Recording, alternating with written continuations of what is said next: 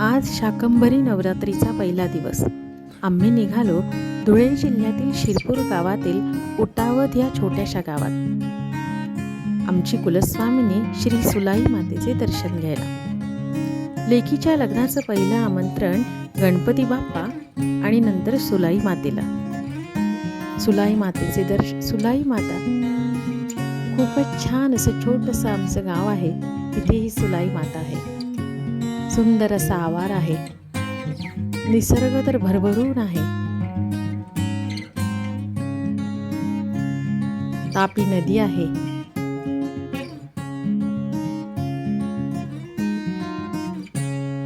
आजूबाजूचा परिसर पूर्ण हिरवागार आहे.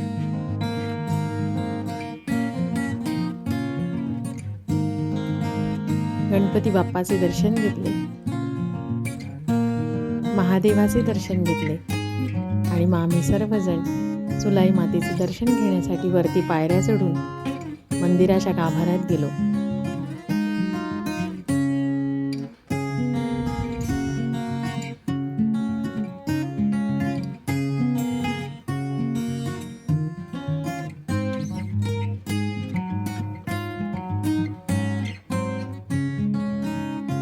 अगदी शांततेत पूजा झाली. लेकीच्या लग्नाची पत्रिका गुरुजींना दाखवली. गुरुजी देवीचा पाठ वाचत होते. तरीही गुरुजींनी आमच्याकडून पूजा करून घेतली.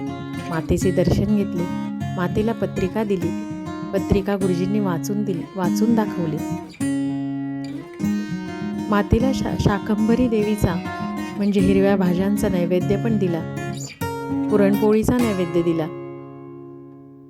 गुरुजींनी आमच्याकडून खूप छान पूजा करून घेतली.